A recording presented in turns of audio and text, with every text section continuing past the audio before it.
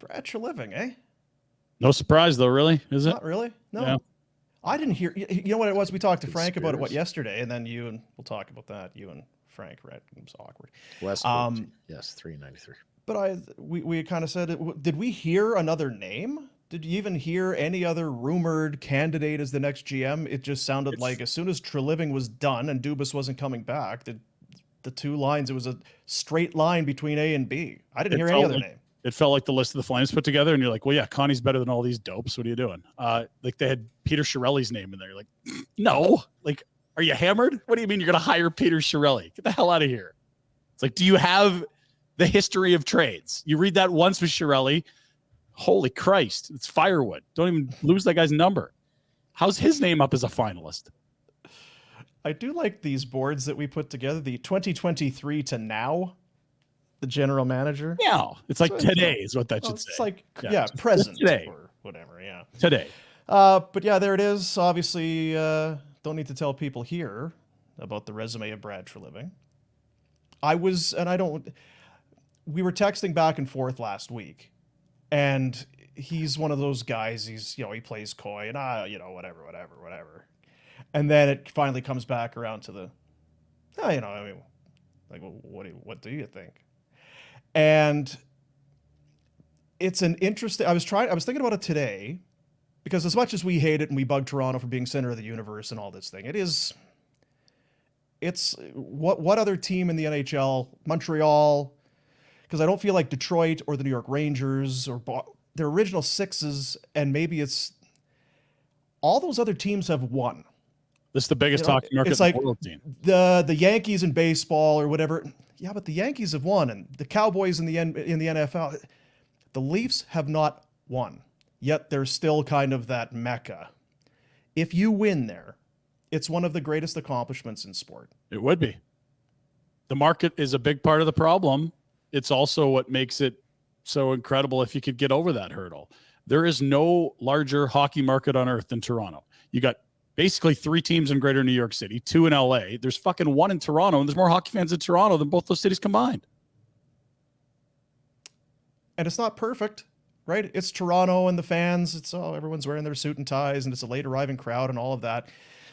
But it just is. It's the Toronto Maple Leafs. I don't know, and I think it was Dom from The Athletic who tweeted this morning. It's very Toronto, and I'm paraphrasing, that the Leafs would go out and try and fix the one area that probably didn't need fixing. The GM? Right? You could argue maybe the coach or some of the players or defense or goaltending or whatever, but they move on from Dubas and we'll bring in Treliving. I don't know. I think it's pressure packed, and I guess it's how much of that you let affect you. I don't think Brad is a guy who lets a whole lot affect him. I think he's pretty good at insulating himself, and he doesn't give a shit, but it's a lot. The pressure's there, but some of that stuff is unfounded as well. You understand that the city wants to win, and they haven't won forever, and the objective is always to win wherever you are. But it's a bit like going to Anaheim back in the day when the Flames hadn't won. Well, if you have a whole new effing team, it's not, right? Now, this group has lost enough together. It's time that they need to start winning. The level of scrutiny there is just through the roof. That's what it is.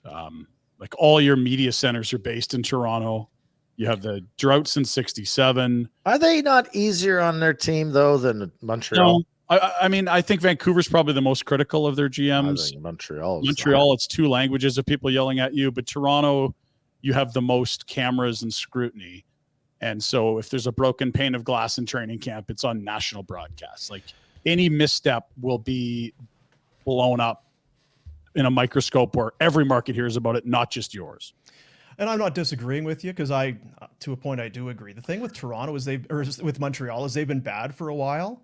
You have to remember back to when they had a team that fan base felt like should be a contender and should win. And then when they don't, they are vicious, because it is, it's a religion. It kind of is there. It's a big, big deal. And that's going to have to turn at some point. But in Toronto, they've been good. They've had regular season success, and the playoff collapses have been epic. Yeah. If this Can I say this though as well? It's not it is the center of hockey. In the States, it's not as. No, but You don't either hear is the about it. sport, though, right? Yeah, I guess. But even if you're in a hockey market, it's not as. Sure, I guess. Yeah. There isn't really a hockey market in the States. Like, name a city where hockey's bigger than basketball, baseball, or Minnesota. NFL football. I don't know. I think Vikings are bigger. Like, Nothing's bigger than. Yeah, NFL. so that's okay. what So you're right. I'm an idiot. So. no, you're not an idiot at all. I think you're right. Like, the Tell Leafs the are so shush, Rhett. huge that we hear about everything in Canada, but you're right. You don't in the States, but that's because the States. My point, that's the point I'm making, is that it gets jammed down your effing throat as a Canadian because you can't hide from it. That's you right. cross the border. You're not Leafs. Like, it's not going to be front. Everyone in the world, in America, is not going to know that Treliving is now the GM of the Totally Toronto Maple Leafs. Yeah. Right? Everyone in Canada, you can't help but have it. Someone will slap you in the head to tell you. It's part of the reason you hated the Leafs playing in Buffalo, though, right? I can't stand the Leafs. Yeah. Tree, I like you. I'm sorry. Yeah. Call you, offer you some help just down across the border here. If you need some help, buddy, I'm here. Yeah. Now that you can get across the border. Glad that's all cleared up. Thank God. Lawyers are great. Those Amazing charges stuff. that they Some finally McLeod let Law those check charges those? go. Did he tell you what he was going to do? Who's he trading? Well, I was going to say, He's your best friend now. yeah. Wow. I thought it was interesting when we kind of laughed and we didn't talk about it at the time. Listening to Seravalli yesterday talk about for Dubas. Well, before you rush to Pittsburgh, don't you want to know what's going on in Ottawa? Where everyone has a job in Ottawa, but you're like, okay, there is an ownership change coming. But just the thought that you would prioritize Wild. what's happening in Ottawa before somewhere else like Pittsburgh. But when you stop and think about it, one's clearly at the end of their run and one has some very exciting things on the horizon, you would think. But for Treliving, just on the surface, and of course, if you have any sense of competition, or again, there's 32 jobs, you want to be a GM, you want to win, there'd be the celebration, you'd be so highly regarded if you won there. Do you look at the team there? How hard or difficult is the job if Treliving goes to get that team over the hump based on that roster? It might be real easy. Yeah, if you keep everyone together and you believe in them and you believe in the coach, it's hard to win, but they're that good. They could. I mean, look at Florida. Yeah, they can't win. They're terrible at the start of the year, and all of a sudden they're going to the final. Like, are you telling me that Toronto's not talented enough? Now, I don't believe their players have shown enough heart and compete in the playoffs at times, but they are learning every year. They did better this year than last year. They're ultra talented. I have no clue what their cap space is like. And if you have a goaltender, like, they're not a favorite next year. If the same lineup is put in place for the start of next year, what are the Vegas odds on them? They're a top 5 team for a couple. Right? Sure. Yeah. And they have been the last 3-4 years because they've had really good teams. What they haven't had is a goalie get hot in the playoffs. If you swap Bobrovsky for fucking Samsonov in round 2, like, the Leafs are where the Panthers are. Like, I wonder about their defense. They haven't had a goalie go unconscious yet. Yeah. And the defense is weak for sure. You know, Muzzin turned to dust on them. You've seen a bit of regression from the likes of Riley and Brody. That's why Dubas went out and got 9 defensemen. Gio's played his way down the depth chart to a point where he's probably a 6, 7, 8. Like, I agree, but again, considerably better than Florida in the regular season playing the same sport. One team got a goalie red hot and is feeling good. The other couldn't.